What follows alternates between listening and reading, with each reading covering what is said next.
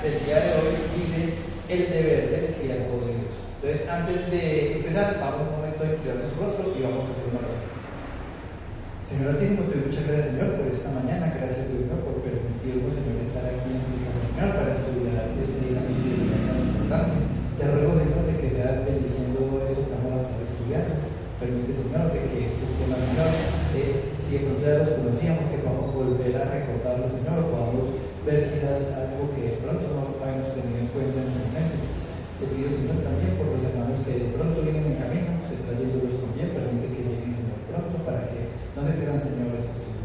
También un poco, Señor, en tus manos a los que de pronto están enfermos, por temas de salud no pueden acompañarnos, donde sea que estén, Señor, sea ayudándolos. Y también, Señor, quizás a los que están desanimados, Señor, y de pronto dicen que te dejan por lado, Señor, volviéndote, Señor, a mostrar a ellos. Permite, Señor, que donde sea que estén, te recuerden y te busquen, Señor, y corrigen su camino, Señor. Te pongo, Señor, entonces en tus manos este estudio, Señor, y el culto, y yo te damos gracias y te lo pedimos en el nombre de Jesucristo. Amén. Listo, hermanos. Entonces, el día de hoy la verdad central, antes de ver la verdad central, los temas que vamos a ver hoy son un poquito, o sea, son como muchos, pero son cortitos, ¿cierto? Que vendría siendo 104 sobre el deber del siervo de Dios. Dice, el siervo debe, primero, saber ayudar a los demás. Segundo, ejercitar su fe. Tercero, cumplir con sus responsabilidades. Y cuarto, ser constante en ¿qué? En la oración. Entonces, vamos a ver entonces la verdad central para el día de hoy. La siguiente dice, el siervo de Dios debe guiar a otros, debe también acrecentar su fe, debe ser fiel en lo que se espera de él y debe depender constantemente de Dios. Entonces, eso es como lo mismo que vimos hace un momentico, que vamos entonces a estar viendo durante el estudio, pero condensado. Y vamos entonces a ubicarnos en el tema de los mapas.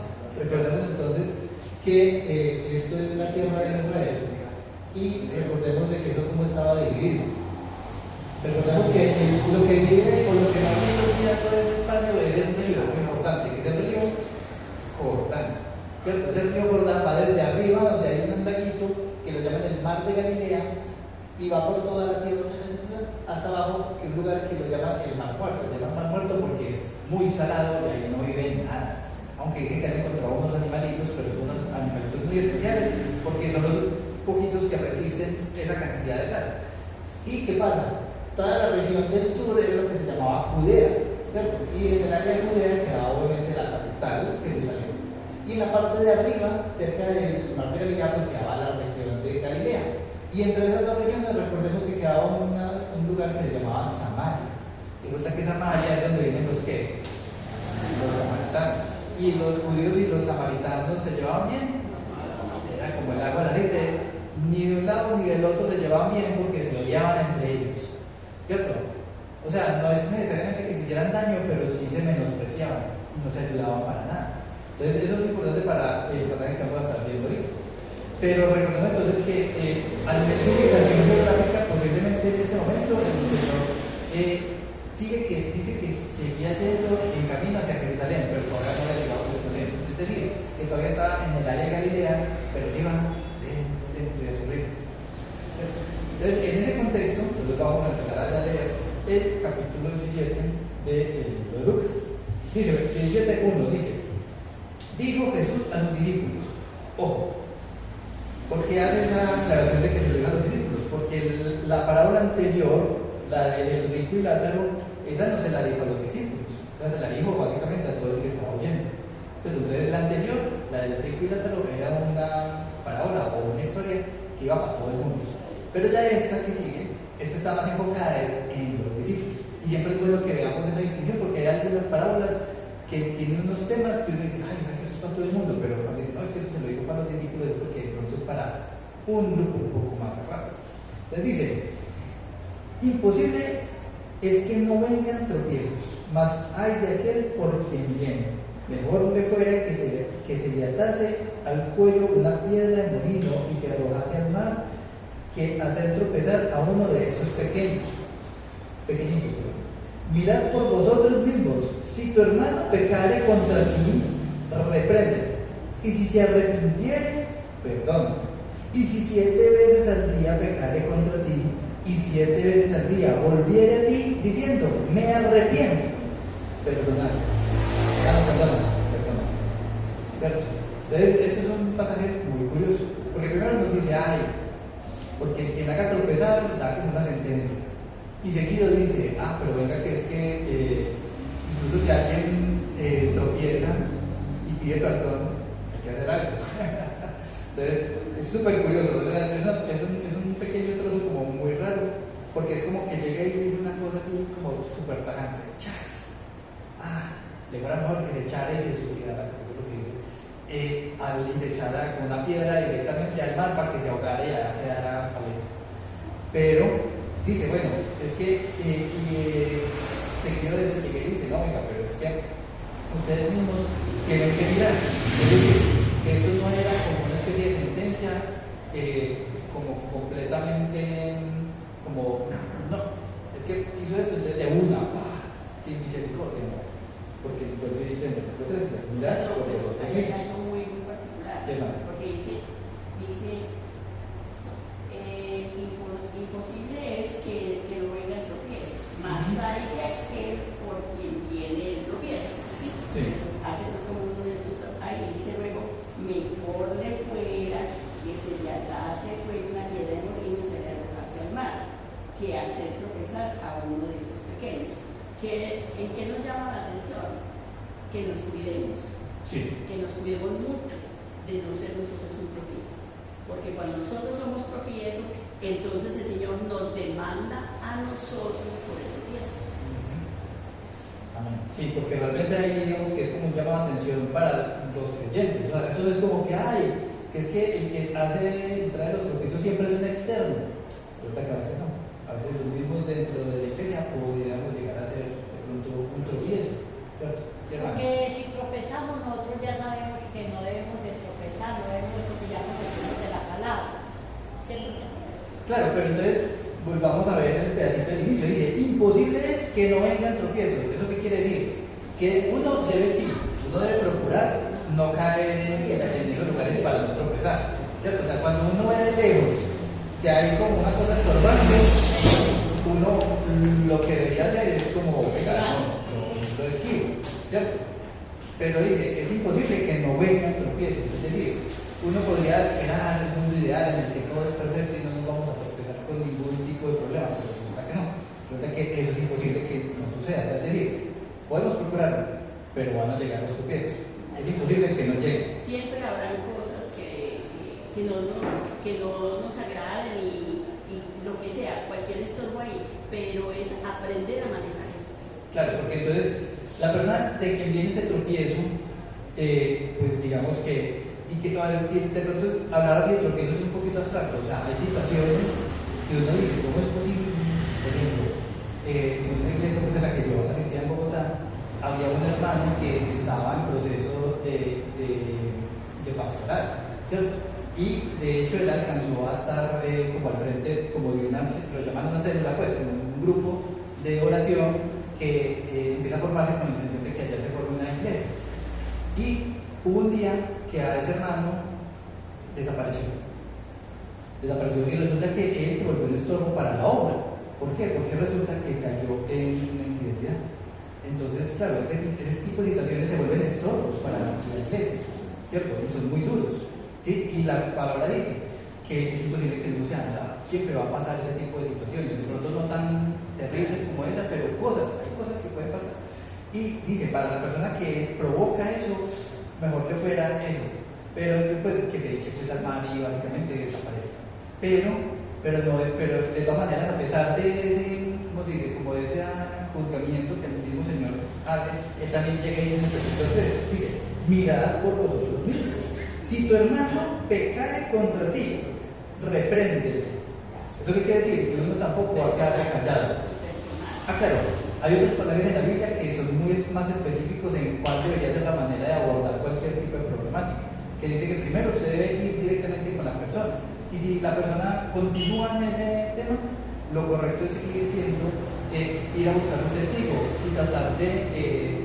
Y la reprensión no es una reprensión como y así como de regañar, no, es como venga que es que eso que usted está haciendo no está bien y hay que tratar la palabra, como de reconciliar al hermano para que vuelva otra vez al buen camino.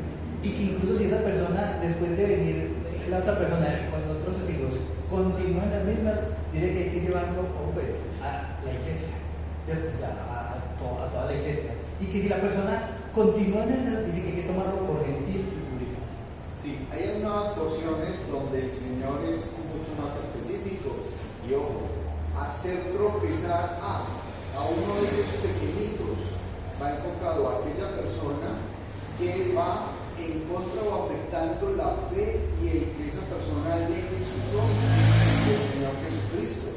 Y entonces ahí es donde el Señor dice, es que el que hace algo así, el que le hace eso al pequeñito, o sea, no al que sino al que está empezando a caminar en la fe de Cristo.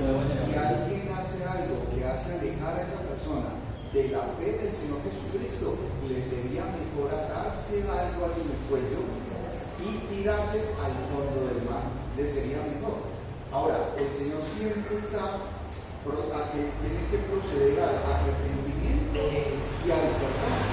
En otra porción se acerca a alguien y entonces basándose en esto de las 7 veces en un día a la misma persona, y entonces le va a decir, entonces yo debo de perdonar a mi hermano 7 veces.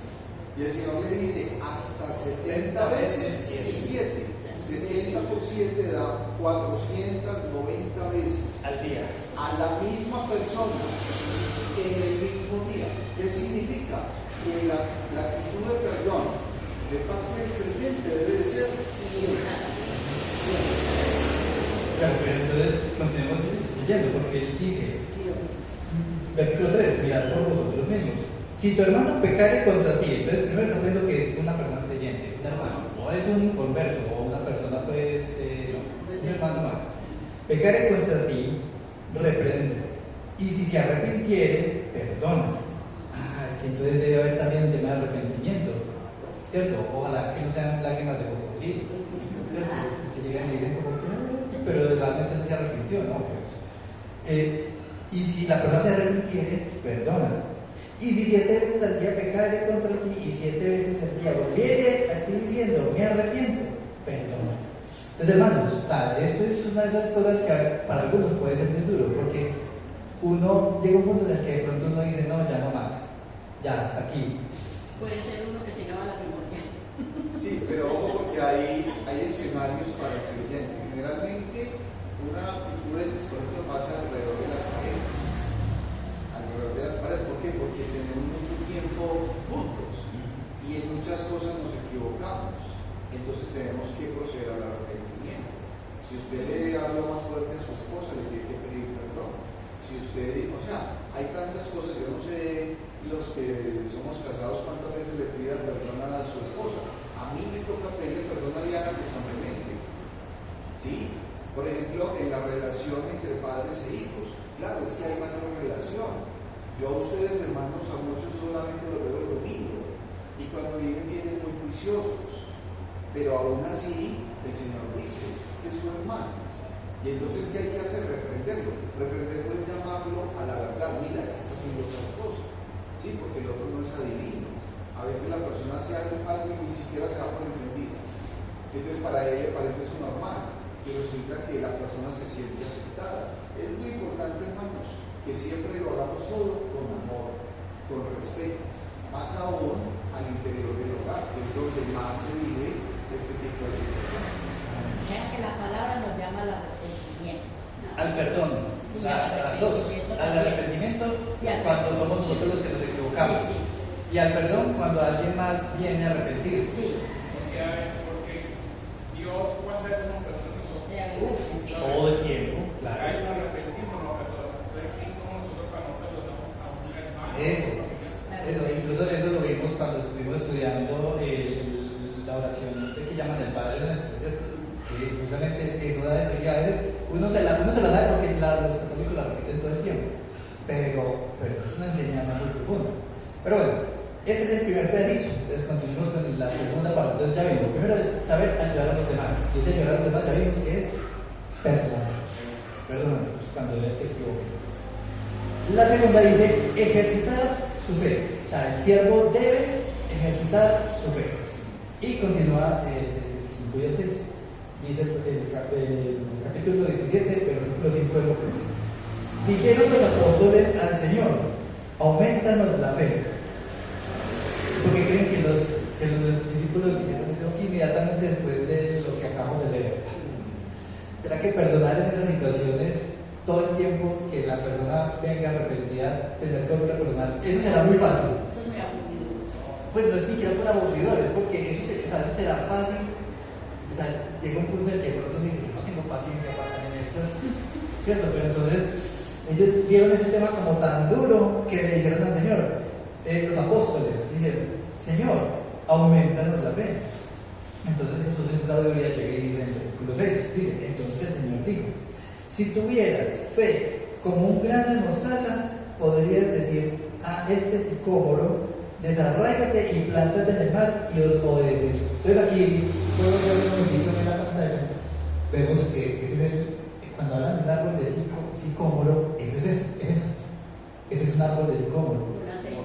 No, no es una ceiba, muy diferente. Muy diferente porque este árbol, por ejemplo, aquí en Colombia no está, pues, que yo sepa, no es ni siquiera oriundo aquí. Es oriundo de lugares que son más bien desérticos. Y tiene dos particularidades. La primera es que él es grande, pero grande no tanto como de alto, sino que es grande de que él llega y aumenta hacia los lados. ¿Sí? Entonces vemos de que una de las cosas por las cuales tienen reconocido ese arbolito es que da muy buena sombra, ¿cierto? Y en lugares desérticos, pues digamos que eso se aprecia bastante. Y quiero que recuerden bien esta imagen, porque en unos capítulos más adelante vamos a volver a hablar del arbolito sicómoro, porque no sé que hubo alguien que se montó un árbol de esos para ver al Señor. Pero entonces vemos que ese árbol, que si ustedes ven en la punta de arriba, es como que el árbol viene así y después da una curva, ¿cierto? ¿Por qué? Porque él tiende no a crecer a lo alto, sino a crecer a lo ancho, ¿cierto? Y es un árbol bien bueno para dar sombra, ¿cierto? Se arraiga tan fuerza, no se cae tan fácilmente. Eso, y además es que no es un arbustico, es que es un árbol. Y algo particularmente tiene también ese árbol que echa raíces pero hacia abajo, más profundo. Hay árboles que echan raíces pero de los lados. Este no, se mete en lo más profundo de la tierra hacia abajo. Eso, ¿y por qué? Pues porque él es de una región desértica donde casi no hay agua, entonces le toca ir más profundo para poder mantener el agüita y poder mantener ese tamaño tan grande. Y si ustedes ven el tamaño de un carro, o sea, es que eso es grande. Yo creo que el árbol, bueno, hay una cosa y es que ese árbol dicen que también puede producir látex, ¿cierto? Es un árbol que también produce látex, pero no es el principal pues, que se utiliza hoy en día para el látex. Pero entonces, si lo fuéramos a ver como un árbol de los que tenemos nosotros aquí, es muy parecido a un árbol de corcho, o sea, en su magnitud y en lo grande que es, ustedes se imaginan. Y cuando uno lo va a comparar con el granito de mostaza, aquí vemos el otro granito de mostaza. O sea, me han dicho, en una punta del dedo, si caben 3 granitos es mucho. Porque son chiquiticos. Entonces, digamos que ese es un ejemplo simplemente para demostrar la magnitud de que si tuviéramos fe, así sea bien poquita, el resultado que podría generar es un resultado muy grande, ¿cierto?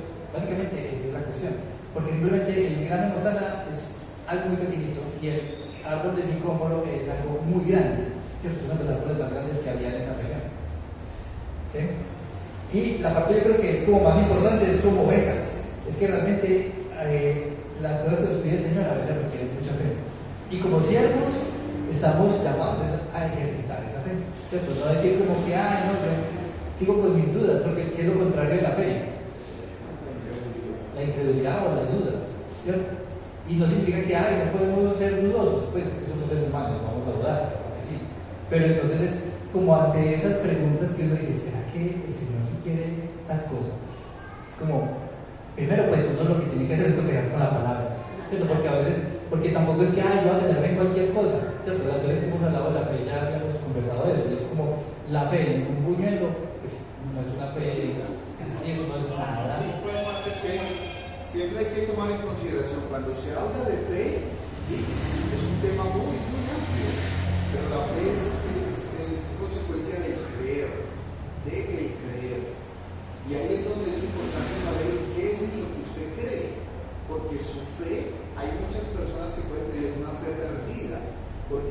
están creyendo en algo que no tiene poder.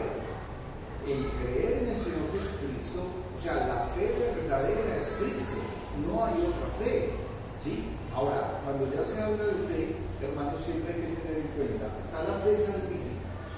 La fe salvífica es que usted en su mente y en su corazón ya tiene con convicción es que su salvación es a través de Cristo. Y eso no debería tener ninguna discusión. Lo triste es que en el mundo hay personas que todavía siguen en su luz. Y la otra fe es esa fe que habla ahí, del grano de mostaza. Es saber que usted espera y confía en la voluntad de Dios en todo, absolutamente en todo, porque Él tiene ese poder. Cuando los apóstoles le dicen, aumentanos la fe, ¿por qué? Porque hay una necesidad. Hoy la fe que debe de crecer, que debe de permanecer y perseverar, muchas veces se está perdiendo.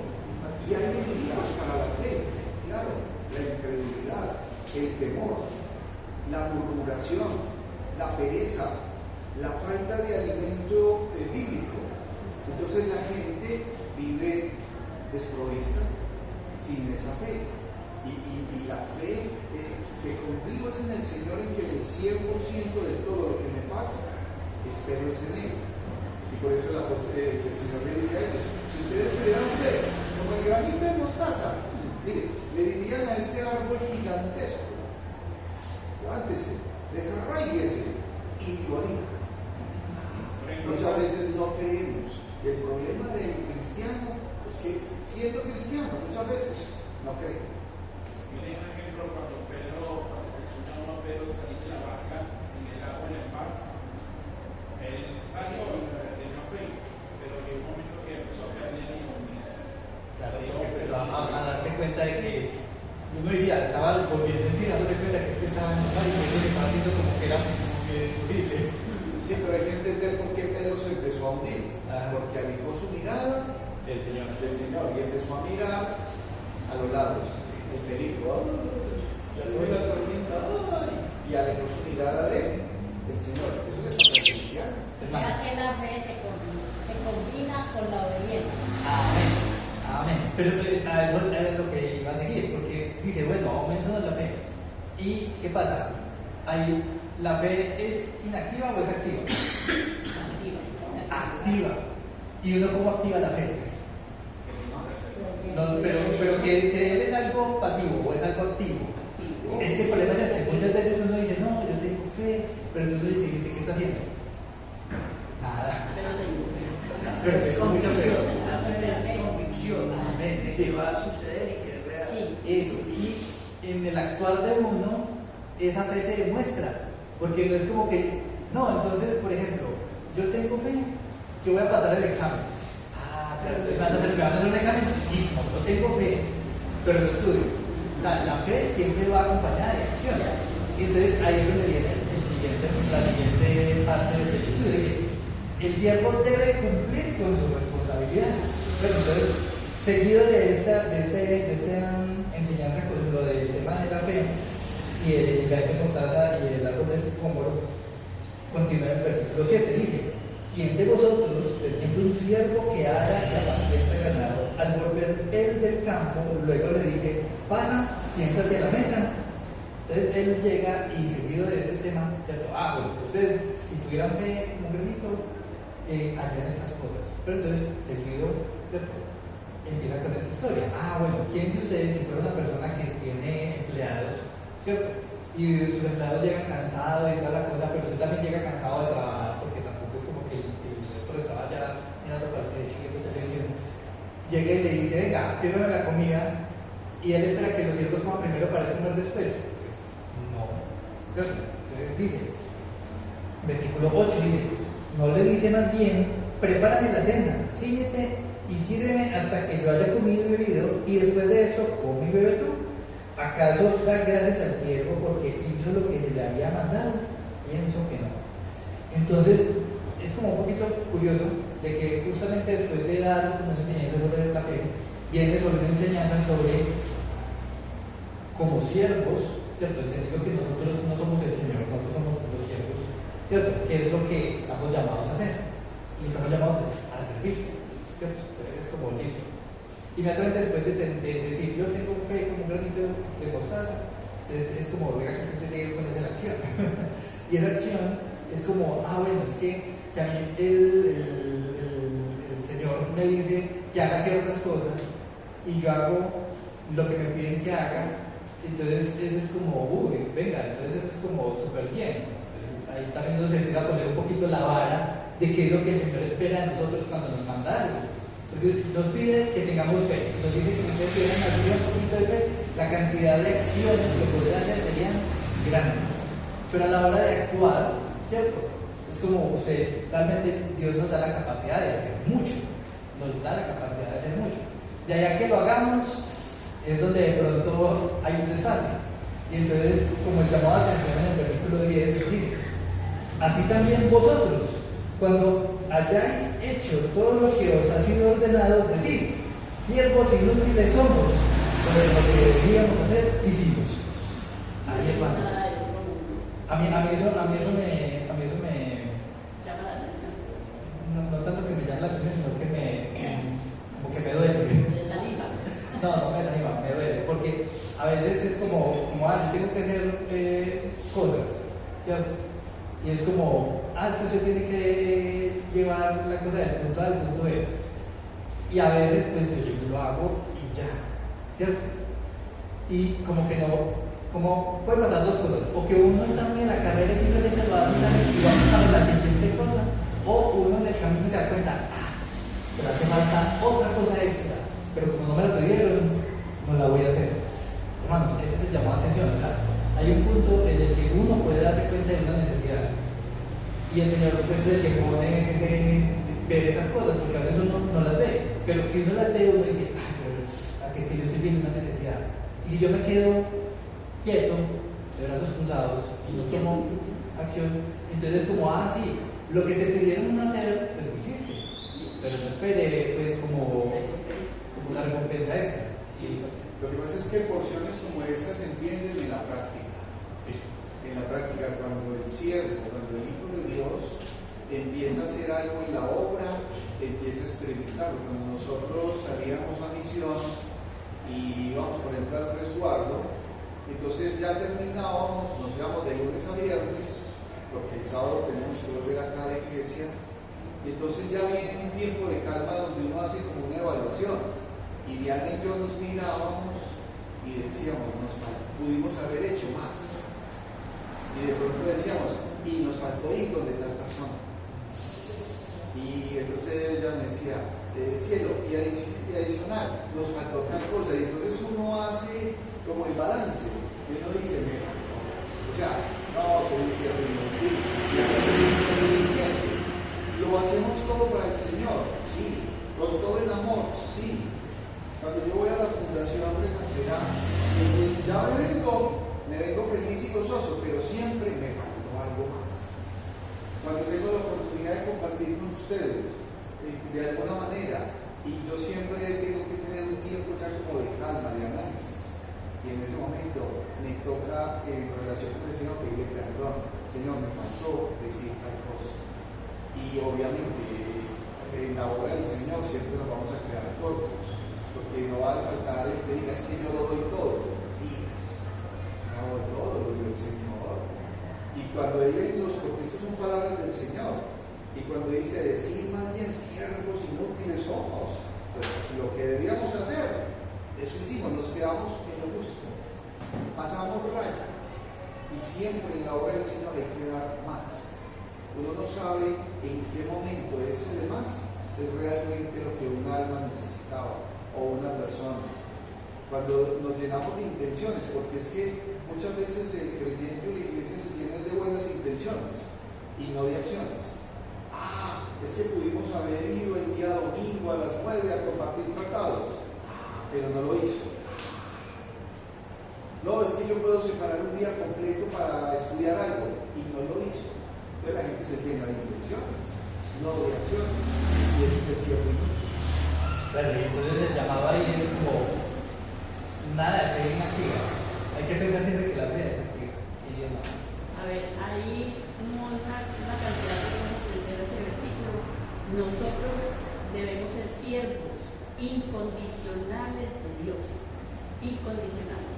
O sea, lo que haya por hacer, hacerlo, con el ánimo, con el gusto, con eso que pone el Señor en cada persona, porque Dios da dones diferentes a cada persona. O sea, Dios por medio de los dones mueve a las personas de diferente manera, que los vemos que vienen, se sientan y queridos ahí, pero el Señor puede ser que el don que la persona tiene de servicio, porque somos siervos del Señor, no tenga temor de hablarle a sus vecinos, de llevar la palabra por todos los lugares. O sea, nosotros los siervos somos incondicionales. A donde Él nos mande, allá vamos, sin renegar, sin hablar nada, sino incondicionalmente, porque aquí el Señor habla de siervos que sirven en la obra del Señor y los que no sirven, una relación entre unos y otros. Sí, y hay otro pasaje que dice que Dios da tanto el querer como el hacer. Listo. Continuamos leyendo. Entonces, después de este pasaje que recordemos que iba enfocado en los discípulos, ¿cierto? Las personas que estaban realmente ahí, codo a codo con el Señor, ya continúa con otras historias. Dice entonces, versículo 11: yendo Jesús, ¿a dónde? A Jerusalén. Y recordemos que iba a qué velocidad a Jerusalén. Lentamente, sin mucho afán, porque él tenía un trabajo que era predicar. Entonces no iba como rápidamente, así a la no iba. Dice, pasaba entre dónde? Entre Samaria y Galilea. Recordemos el mapita. Entre Samaria y Galilea. Es decir, más o menos por donde está la oficina. ¿Cierto? Más o menos por ahí era donde iba pasando en ese momento. Y dice el versículo 12. Dice, y al entrar en una aldea le salieron al encuentro 10 hombres leprosos, los cuales se pararon de lejos y alzaron su voz diciendo: Jesús, Maestro, ten misericordia de nosotros. Cuando él los vio, les dijo: id, mostraos a los sacerdotes. Y aconteció que mientras iban, fueron limpiados. Pregunta: ¿dónde estarían los sacerdotes? En el templo. Es decir, que si ellos estaban en alguna región ahí entre Samaria y Galilea, les digo, váyanse para Jerusalén. Eso es un viaje de, no sé, por ahí unos 3 días, más o menos, 2 o 3 días caminando. Es un viajecito, pues no es muy largo, pero dependiendo de la velocidad a la que vaya uno, se demoraron 2 o 3 días. Y resulta que estos hombres, cierto, el Señor les dijo vayan, y ellos que dijeron, dudaron, no, ellos ya habían oído del Señor y de cómo obraba y hacía milagros. Entonces ellos dijeron, no, pues si nos dijo que fuéramos a mostrar a los sacerdotes, vamos. Y ellos seguramente fueron. No nos da la aclaración si llegaron hasta donde los sacerdotes o no, pero dice en el versículo 14 todavía, dice, y mostraron a los sacerdotes. Y aconteció que mientras iban, fueron limpiados. ¿Cierto? O sea, en el camino fueron limpiados. Los 10. ¿Cierto? En el transcurso de un viaje de entre 2 o 3 días más o menos. Y versículo 15, ahora sí, dice, entonces, ¿cuántos? Uno de ellos, viendo que había sido sanado, volvió glorificando a Dios a gran voz. O sea, nada de callado, o sea, todo el mundo por donde él pasaba. Y una vez él era diciéndole a todo el mundo. Claro, y es entender que una enfermedad como la lepra, en ese momento, era algo que repudiaba todo el pueblo. La persona leproso tenía que decir, soy leproso, para que la gente se alejara. Y era estigmatizado. No, y le tocaba alejarse de todo el mundo y solo se podía relacionar con otros leprosos. Entonces es como, o se quedaba solo del todo, o sus únicos amigos eran otros leprosos. No, y sí, es muy difícil porque usted, por ejemplo, iba a comprar al mercado, usted ya no podía trabajar tan fácilmente. Además de que la lepra es una enfermedad que primero es contagiosa, como al ser una cosa de la piel, es contagiosa. Y segundo, no es como que la persona está como si nada, no, porque el se cuerpo. cae la piel a pedacitos. Claro, cuando ya está muy avanzado, eso es lo que sucede, pero con todo eso, como es una infección, el cuerpo está luchando. Y usted, cuando por ejemplo le da fiebre o le da una gripa muy dura, usted le da ganas de salir a trabajar. A uno quisiera quedarse acostado por de lo cansado que está, porque el cuerpo está luchando. ¿Cierto? Entonces la lepra es una enfermedad bien fea. Y entonces dice, entonces uno de ellos, viendo que había sido sanado, volvió glorificando a Dios en gran voz. Y dice el 16, y se postró en tierra a sus pies. ¿A los pies de quién? De Jesús. ¿Dándole qué? Gracias. Y además de cuentas, no era judío. ¿Era qué? Samaritano. ¿Cierto? Entonces, hermanos, eso es bien curioso, porque entonces los otros, pues no nos dicen que eran solo samaritanos, pero haciendo el hincapié de que este era samaritano, posiblemente los otros también habían judíos. Hay algo que me llama la atención y es que cuando ellos iban así, el Señor les dijo, vayan y muestren a los sacerdotes, imagínense hasta dónde tenían que ir para mostrarse, y ellos no se desalentaron, sino que siguieron caminando, porque yo me imagino un autor de resucitó una piedra al aire libre y en esas condiciones, y sin embargo ellos ahí mismo arrancaron y no dice la palabra del Señor como que hubieran dicho, no, pero que cómo nos vamos a ir, nada, no pusieron nada, sino que se fueron, y en el camino vinieron los milagros que el Señor hizo en el camino, ni siquiera llegaron hasta allá. Sí, y además pues obviamente esta gente posiblemente era gente que vivía en Galilea, pero este en particular vivía en Samaria, es decir, él hubiera podido volver a su casa, pero él dijo no, yo seguramente pasó por la casa porque salían hacia la casa de él en Samaria, entonces él dijo no, venga que yo tengo que seguir, porque yo no me puedo quedar simplemente con que ya me limpié ya, no, hay que darle la gloria a Dios. Entonces él ya fue y se postró, dice 16, y se postró rostro en tierra a sus pies, dándole gracias, y era samaritano. 17. Respondiendo Jesús dijo, ¿no son 10 los que fueron limpiados? ¿Y los 9 dónde están? No hubo quien volviese y diese gloria a Dios sino a este extranjero. Y le dijo, levántate, tu fe te ha salvado. Entonces, hermanos, bien importante, eso también nos muestra de que ante un milagro del Señor, pues uno quedarse callado no está bien, ¿cierto? Uno lo que tiene que hacer es darle la gracia y la gloria a Dios, que las demás personas se enteren que eso no fue porque, yo soy muy de buenas, o yo como soy inteligente, o como soy de fuerte, o vea cómo me fue bien en este negocio. No, es que hay que darle la gloria al que realmente hace que las cosas sucedan, que es el Señor. Y aquí esto es una expresión de fe, porque es que los leprosos tenían una necesidad. Y cuando en el versículo 13 ellos dicen, maestro, ten misericordia de nosotros. El Señor los vio y no les dijo, crean en mí y yo lo voy a sanar. No. Él simplemente les dijo y les dio una orden y les dijo, vayan y preséntense a los sacerdotes. Es que un leproso no podía hacer eso. También ellos son sacerdotes. No, es que no podía porque el sacerdote para los sacerdotes era un problema, porque si él se acercaba a un leproso, ya no podía servir en el... Y entonces, ¿estos hombres qué hacen? Obedecen, arrancan y se van en el camino. O sea, ellos no, ahí el texto no se ayudaron ni nada, simplemente ellos arrancaron. Y cuando ya fueron limpios, entonces no dice qué pasó con los muertos, no pasó que no dice. Pero ese que volvió, ¿qué dijo el Señor al final? Vete, tu fe te ha salvado. No solamente ya estaba sano de la lepra, sino que le está diciendo, tu fe te ha salvado. Porque hay personas que posiblemente el simbolismo de la lepra, hoy podemos ver personas, por ejemplo, en la adicción. Y entonces, ¿a cuántas personas el Señor ha librado de la adicción? Pero bueno. Y eran leprosos. Y de esos leprosos que el Señor sanó, ¿cuántos leprosos hay hoy aquí? Levanten la mano. Y los otros leprosos, ¿dónde están? Por aquí están. ¿Dónde están los otros leprosos? ¿Dónde están los otros leprosos? ¿Y por qué están en ciclovía? Pero pienso yo. Están haciendo otras cosas por allá perdidos, pero que están dando la alabanza y la gloria y la honra al Señor.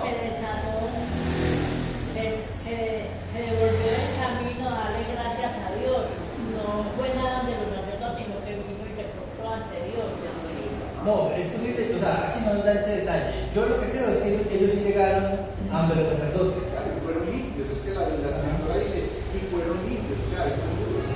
sea, y yo creo que fueron. Que No, pero si dice, ellos obedecieron. es que el mismo Señor dice, solo uno y volvió. Eso es lo que yo Sí, pero la pregunta era si efectivamente llegaron hasta donde los sacerdotes. Yo entiendo que sí, porque ellos lo que hicieron fue seguir las instrucciones que el Señor les dio. Entonces, si ellos se devolvían, entonces no hubieran cumplido lo que el Señor les dijo. Sí, ellos No iban, sé.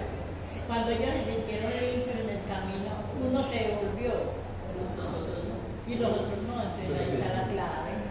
Nosotros los misioneros ahorita sanan esos leprosos, no sanan para otra vez, Señor.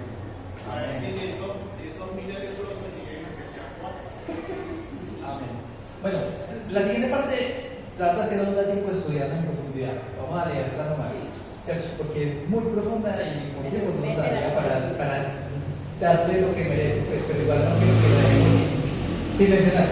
Versículo 20. Dice, preguntando por los fariseos, preguntando por los fariseos, ¿cuándo habría de venir el reino de Dios? Le respondió y dijo, el reino de Dios no vendrá con advertencia, ni dirán, helo aquí o helo allí, porque he aquí el reino de Dios está entre vosotros. Es decir, él viene a jalar las orejas, porque ellos le hacían preguntitas trampa para decir como, uy, venga que es pinta, no es que diga algo para poder hacer caer, y él, pues, su sabiduría le responde diciendo, no, es que no hay que decir nada, porque es que el reino de Dios ya se ha acercado, está aquí. ¿Y es por qué? Porque él ya había nacido y estaba ahí en el proceso pues, de predicar. Y él se lo dijo a los externos, a los fariseos. Pero entonces el versículo 22 dice, y dijo a sus discípulos. Pues porque estos son esos pasajes que son enredaditos. Y de aquí a veces la gente saca mucha imaginación y muchas cosas, pero hay que ser cuidadosos y leer con calma. Y cotejar con otros pasajes que hablan de lo mismo también.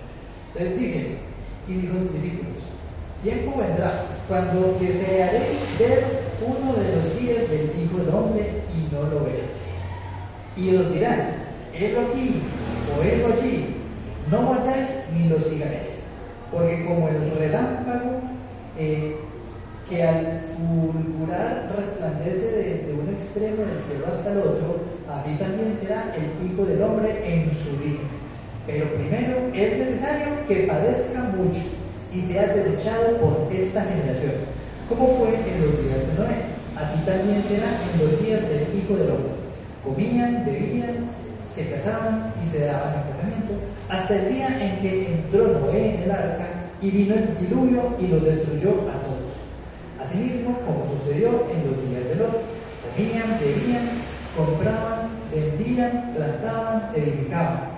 Mas el día en que Lot salió de Sodoma, llovió del cielo fuego y azufre, y los destruyó a todos. Así también el día en que el Hijo del Hombre se manifiesta, así será el día en que el Hijo del Hombre se manifiesta. En aquel día, el que esté en la azotea y sus bienes en casa, no descienda a tomarlos, y el que en el campo, asimismo, no vuelva atrás, acordado de la mujer de Lot. Pregunta, ¿qué le pasó a la mujer de Lot? Ellos tenían que huir de Sodoma y Gomorra porque le iban a destruir. Y la mujer de Lot empezó a pensar en las cosas que estaban dejando atrás y le dio por mirar y dice que se convirtió en sal. Sí, la orden del Señor fue, no miren para atrás. Exacto. O sea, usted ya conoce a Cristo, no mire para atrás. Porque si no, se convierte en esta atrás. Y es muy chistoso porque en toda la región del Mar Muerto, que era por donde quedaba Sodoma y Gomorra, hay muchos montículos de sal. Entonces cuando uno busca en internet estatua de sal de la esposa de Lot, aparecen como 10 sitios diferentes que dicen, esta es la... Pero probablemente es muy difícil saber cuál sería. Si Pero es es la una que tiene la figura de una mujer. Eso, pero hay como 10. O sea, no sabemos realmente cuál será y la verdad es que no importa. Listo, continuemos. Acordados de la mujer de Lot, versículo 32. Además, cuando le pregunten, ¿ustedes saben un versículo de memoria? Ese es muy cortico. ¿Algunos saben cuál es el versículo más corto de la Biblia? Jesús lloró. No me acuerdo dónde está, pero ese es otro muy cortito. Versículo 33. Dice, todo el que procure salvar su vida la perderá, y todo el que la pierda la salvará. Os digo que en aquella noche, porque esa es una parte muy curiosa, porque inicialmente nos dijo que no se sabe cuándo, ¿cierto? Pero entonces empieza a dar como una cosa muy curiosa. Os digo que en aquella noche estarán dos en una cama y el uno será tomado y el otro será dejado. Dos mujeres estarán moliendo juntas, pero no mueren en la noche, muere el día o en la tarde. Y la una será tomada y la otra será dejada. Dos estarán en el campo, el uno será tomado y el otro será dejado. O sea, que a pesar de que en esa época no era como muy claro que la tierra era redonda, así lo que nos dice es que va a ser en un instante. Hoy en día sabemos de que, por ejemplo, a esta hora son las 11 de la mañana aquí en Colombia, pero en otro lado del mundo pueden ser las 11 de la noche. ¿Eso qué quiere decir? Primero nos dice que va a ser como un relámpago el día que el Señor venga por segunda vez, ¿cierto? Y segundo, va a pasar de que algunos nos lleva y a otros nos deja.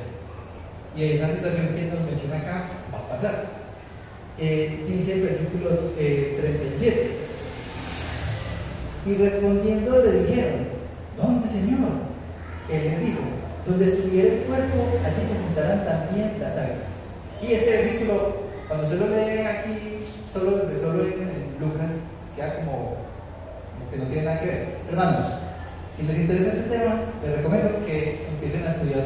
Eso está en Mateo 24-28. Mateo 24-28, que justamente explaya un poquito más toda esta explicación con muchos más detalles. ¿Cierto? Particularmente esta parte de las águilas en el Mateo 24-28 dice: porque donde quiera que estuviera el cuerpo muerto, allí se juntarán las águilas. Y que cuando uno, por ejemplo, hace este estudio de estos pasajes, toca irse a Apocalipsis, pero por eso es que no lo vamos a estar estudiando el día de hoy, porque ahí sí se lo diría como todo el rato. Pero esto es un pasaje bien importante porque nos menciona cómo va a ser el día que el Señor venga por segunda vez, porque Él ya en ese momento de la historia vino por primera vez. Sí, y dice que primero era necesario, en el versículo 25 dice: primero es necesario que padezca mucho y sea desechado por esta generación. Él estaba cumpliendo esa parte de la profecía, pero la que nos sigue, que todavía la estamos esperando, estamos esperando la venida del Señor, va a ser como un relámpago cuando venga. O sea, eso no va a dar tiempo de nada. Listo. Y resulta que también, pues ya para entrar en la última parte, volviendo ya al tema de los cielos, vamos a entrar no solo en un pedacito del capítulo 18 con una última parábola. Dice capítulo 18, dice: también él refirió una parábola sobre la necesidad de orar siempre y no desmayar. Entonces dice versículo 2, diciendo: había en una ciudad un juez que ni temía a Dios ni respetaba a hombre.